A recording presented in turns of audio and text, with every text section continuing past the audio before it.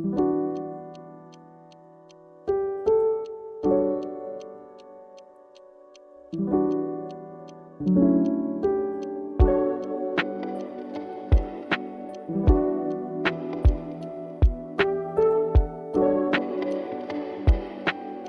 sẽ giới thiệu qua. Thứ nhất là bản thân tôi, tên đầy đủ là Lý Láo Lở, sinh ra và lớn lên ở xã Tả Phìn và Sapa, Lào Cai, một người dân tộc Dao Đỏ, và hiện nay tôi đang đại diện giám đốc doanh nghiệp Sapanapro.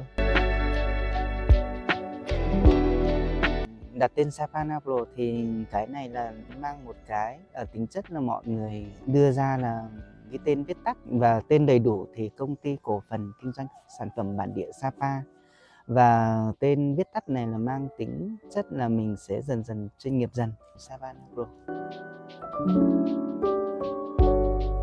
Hoạt động của Sapanapro thì xây dựng thì từ 2006 và bắt đầu xây dựng trong quá trình 1 năm, và bước sang 2007 thì chúng tôi đưa vào hoạt động. Trong quá trình thời gian mà 3 năm đầu hoạt động hầu hết là không có gì. Cái thời gian mà chúng tôi thành lập ấy, thì gồm có 13 thành viên. Tất cả mọi người đóng góp bằng công sức lao động và các cái vật liệu như là gỗ và các cái cây thuốc để đóng góp vào để thành lập Sapanapro hiện nay. Như từ trước đến nay mà chúng tôi thành lập công ty mà ý tưởng thì gồm có 3 sáng lập viên. Thứ nhất là bà Trẻo Sử Mẩy, và thứ hai là bà Lý Mẩy Trại, là những người nắm trí thức cây thuốc bản địa ở Tả Phìn. Bà Trẻo Sử Mẩy là chính là mẹ của anh, và bên Lý Mẩy Trại là bà trẻ. Còn một người là nhà khoa học, là bên trường Đại học Dược Hà Nội, lên để hỗ trợ đưa các đoàn sinh viên lên để nghiên cứu về các cái dược liệu thuốc của người Dao. Thì từ đấy là cả bên các thầy bên trường dược với cả chính là thầy phó giáo sư tiến sĩ Trần Văn Ơn và hai bà ở trong làng bản này thì cộng lại thì mới sáng lập lên ở Sapanapro.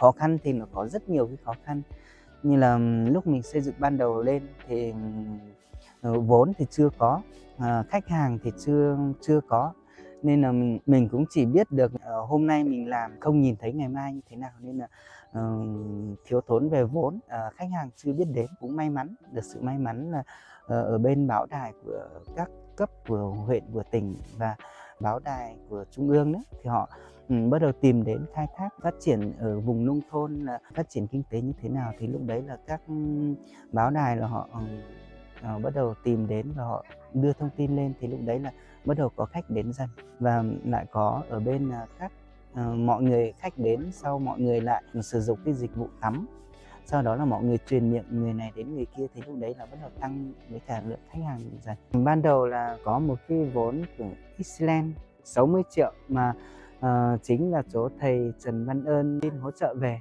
mưa ngói với cả mưa gạch làm lập nhà, còn là bà con thì góp công, góp gỗ với cả góp thuốc, sau đó thành lập ban đầu ý tưởng như thế. Và trải qua đến 2015 thì ở bên CSIP hỗ trợ về một cái phần vốn xây dựng và phát triển, giới thiệu quảng bá sản phẩm. Tham gia ở bên CSIP được 2 năm rưỡi cùng ở bên đấy, gọi là CSIP vẫn là hỗ trợ giới thiệu.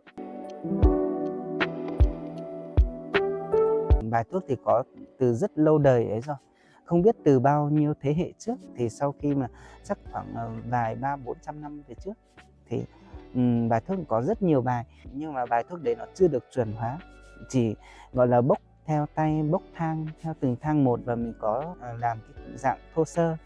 Nhưng mà trong quá trình mà mình đưa ra để cái sản phẩm này đến người tiêu dùng ở nhà nước mình cho phép và lưu hành, thì vẫn thông qua là phải nghiên cứu sản phẩm để chuẩn hóa. Thì nhờ trong đó là có bên trường Đại học Dược Hà Nội, bên là phó giáo sư tiến sĩ Trần Văn Ơn ấy, thì ở đấy là họ giúp để nghiên cứu, tức là đưa định lượng, đưa cây thuốc, đưa mẫu về để về trường và để nghiên cứu xem mà hàm lượng cây thuốc như thế nào, có độc tính hay là nó là cây thuốc có tác dụng tốt hỗ trợ về sức khỏe. Thì từ đấy thì các thầy mới đưa tất cả thuốc về nghiên cứu lại, và sau đó là được đăng ký bên Cục Sở hữu trí tuệ về nhãn hiệu, và được xin cấp phép ở bên Bộ Y tế về cái phiếu kiểm nghiệm đạt chuẩn cơ sở.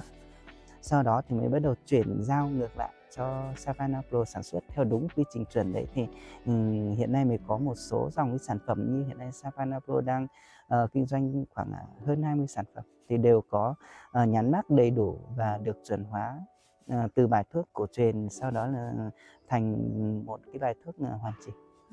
Một số cái bài thuốc như tác dụng cho mẹ sau khi sinh, tăng cường phục hồi sức khỏe cho mẹ sau khi mẹ đang sinh xong thì mất một cái lượng máu khá nhiều, và mình tắm cái đấy để phòng cái hậu sản. Sẽ đến một cái thời điểm nào tuổi hơi cao một chút thì sẽ gây đến tê bì chân tay và đau xương khớp, phòng chủ yếu là về hậu sản cho mẹ. Sau khi hai người phụ nữ trong bản này với cả một thầy ở trong bên trường dược thì cái đấy là hình thành các cái sản phẩm, sau đó là để đưa các cái sản phẩm đấy để chuẩn hóa lại, sau đó là chuyển giao về trong Savanna Pro. Thì trực tiếp là bên Lở sẽ là tiếp nhận cái sản phẩm đấy và đưa đến giới thiệu cho khách hàng đến để họ tắm trải nghiệm, sau đó là họ dùng thử sản phẩm ở đây, sau họ mua về.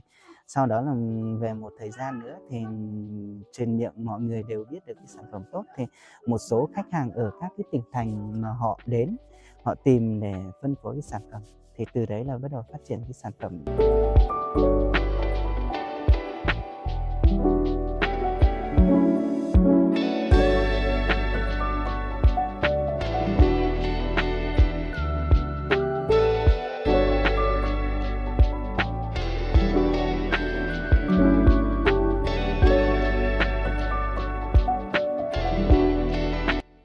Ở đây là cái nồi cung cấp hơi ở trong này, và cái này là cái lò hơi này. Ở đây là gọi là mình đun củi toàn bộ là cho vào ở đây.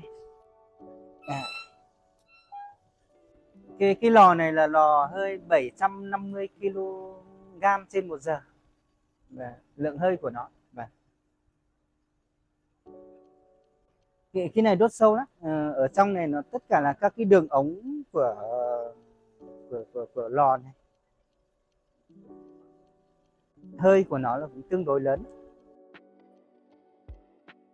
Sau khi mình đốt lửa ở đây, sau đó nó mới lên nhiệt độ hơi là ở trên cái đồng hồ trên.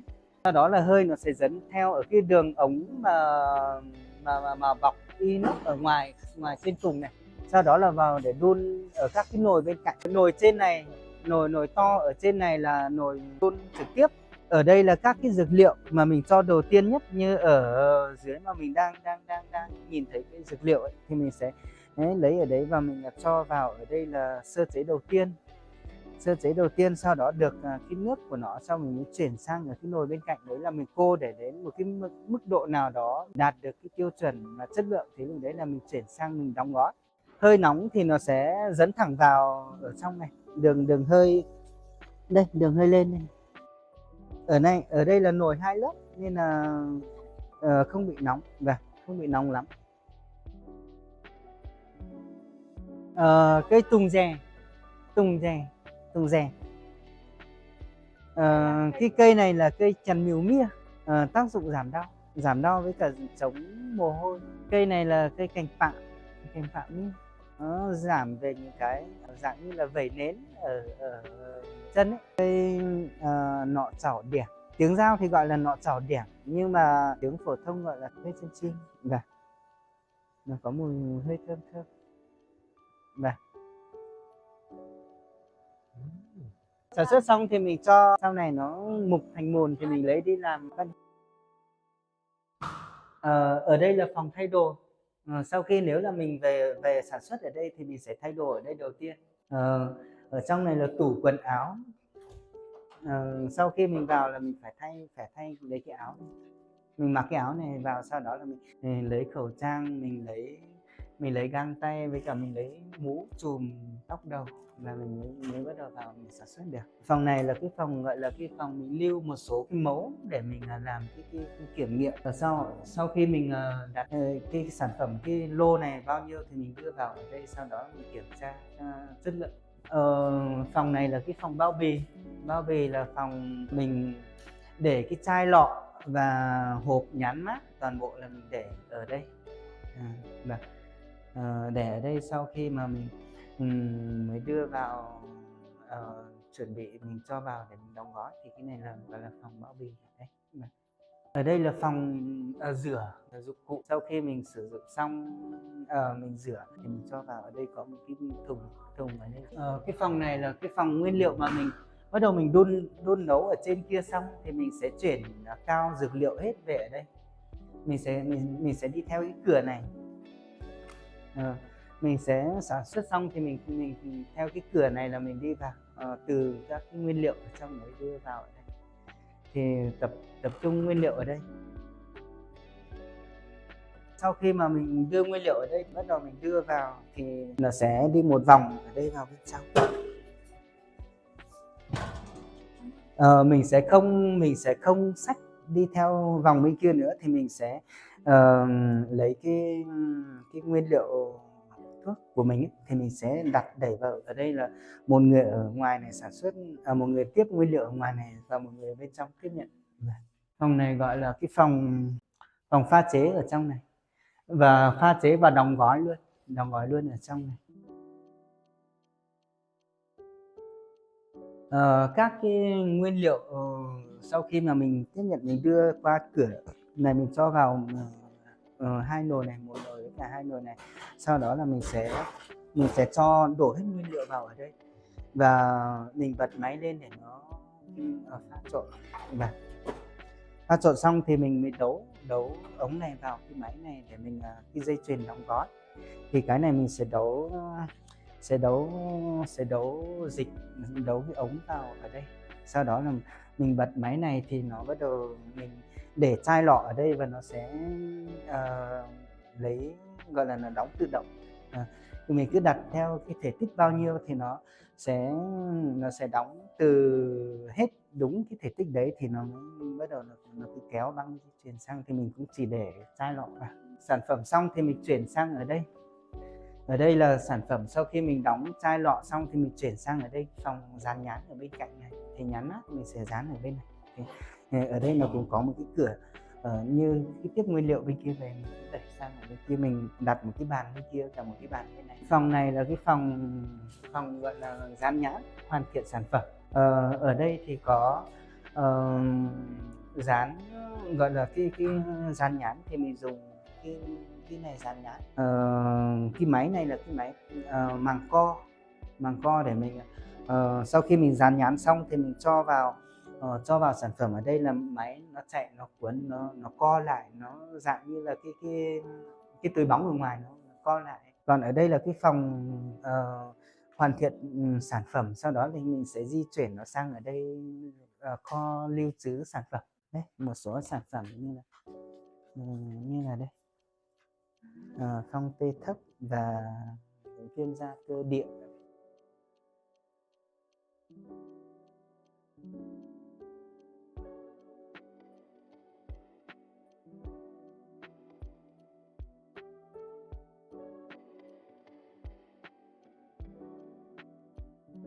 Cái này là cái sau khi sản phẩm mình hoàn thiện xong thì mình sẽ chuyển sang ở đây, lưu kho ở trong này.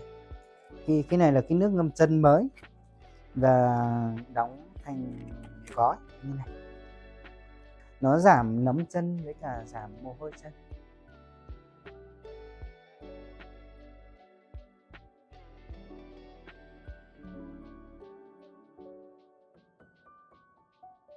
Sau khi họ đến, mình xuất hàng thì mình mở cửa này ra thì mình xuất ra, xe sẽ đón mình. Vai trò doanh nghiệp xã hội, và hiện nay chúng tôi cũng đang đứng ở trên, đúng là vai trò doanh nghiệp xã hội.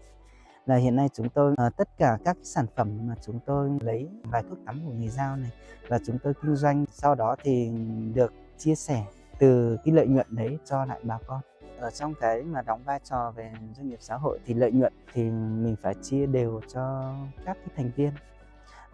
Như ở đây thì thứ nhất làm việc mà mình từ cái doanh thu đầu tiên về, sau đó là mình trừ chi phí trả cho ở bên các cán bộ nhân viên ở công ty, trả lương hàng tháng theo nhà nước. Và thứ hai nữa, còn lại các cái thành viên như hiện nay là Sapa Napro trải qua từ gần 20 năm thì hiện nay đã đạt đến khoảng là 118 thành viên cổ đông. Thì trong đó thì các cái cổ đông ấy, thì mang tính chất cung cấp nguồn dược liệu cho công ty và Sapa Napro sẽ thu mua lại, tức là mọi người mang đến bao nhiêu và cả tổng số lượng cân như thế nào đó mình cân xong thì mình trả tiền cho bên các bác ấy. Thì sau đó là còn một cái lợi nhuận họ hưởng lần gọi là gián tiếp, gọi là họ mang cái thuốc đến sau đó là họ bán lại cho Sapa Napro thì cái đấy là họ được hưởng lợi trực tiếp tiền ấy rồi, thì còn lại một cái phần tiền họ được hưởng lợi gián tiếp thì về cái cuối năm vào khoảng tháng 12 cuối năm ấy, thì tổng kết toàn bộ công ty và mình sẽ mời tất cả các thành viên cổ đông về, mình họp lại báo cáo hoạt động sản xuất kinh doanh một năm và mình lỗ hay lái mình cũng đều phải báo cáo, và mình lái được bao nhiêu thì mình vẫn tách ra để chi trả phần cổ tức cho bà con. Sapa Napro hiện nay thì chia thành 6 quý khác nhau, như là tái sản xuất, đầu tư này, quỹ phúc lợi xã hội này, quỹ cổ đông này, quỹ khuyến học này, quỹ cho xóa đói giảm nghèo, như là mình có tặng một số tấm lợp để cho bà con mình lợp nhà này.